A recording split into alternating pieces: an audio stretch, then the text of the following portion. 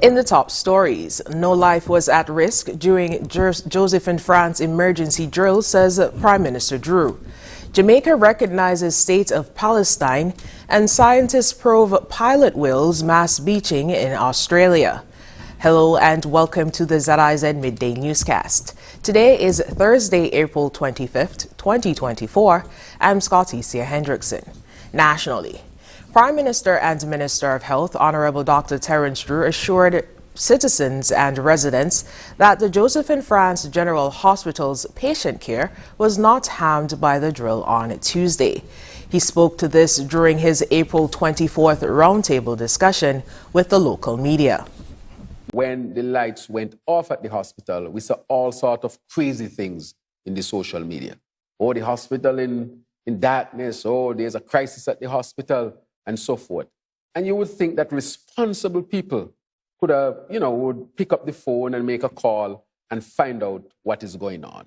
Instead, they got to social media to build the anxiety, unnecessary anxiety of our people here in St. Kitts and Nevis. But I would say again that these tests are totally necessary. I do not have the full report yet. As you know, it just happened last night. We will get the full report. And the reason why we want that is that wherever there are issues, you correct them, and then you might have to run a test again. Because sometimes you think things are in order because you have not been hit by a disaster of a significant magnitude for some time. So you have to simulate it. Hence, you hear the sounds as if something blow out, because in a disaster, things can blow out. You see smoke. In a disaster, things blow out, you create smoke. All those were very much controlled. But what did not happen is that the people were not informed because you wanted it to be as realistic as possible. What we made sure of is that nobody was in ICU on any machine. No life was at risk. The only thing you would have darkness for a short time. The Ministry of Health, in a statement on Wednesday, said the power outage was part of a controlled, planned simulation exercise aimed at testing the hospital's readiness for catastrophic failures. Such drills are essential for evaluating the robustness of emergency procedures and mass casualty responsiveness. Utilities Minister Honorable Conris Maynard and Water Manager Cromwell Williams updated the progress of water delivery in Cayon with a demonstration of them drinking water on Wednesday. Precautionary tests are being conducted before the wells is being connected to the network they are pumped to. They are the pump drawdown test, or the step-down test, and the 72-hour test. Mr. Williams explained the significance of the step-down test. Right, so because in St. Kitts, what you have is fresh water floating on seawater. So because of that, whenever we drill a well, we have to ensure that the rate at which we're going to pump that well is such that we will not pull in seawater, because when you start pumping the well, the water table is going to be drawn down.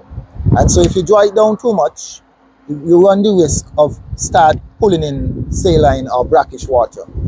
It might not happen in a week or a month, but maybe in years, it will happen.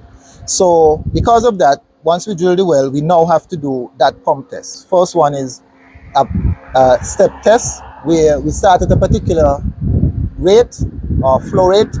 So this morning we started at, I think it was about 208 gallons per minute.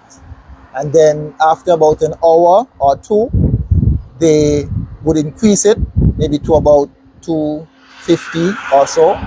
And then you continue to monitor the drawdown of the water table. And after a while, you increase the flow rate again. So you up it maybe to 350 gallons per minute. And you continue to monitor the drawdown. As I said, this is very critical because at the end of the day, there is like a predetermined value at which you can draw down the water table. And if you go beyond that, then you run the risk of saline intrusion.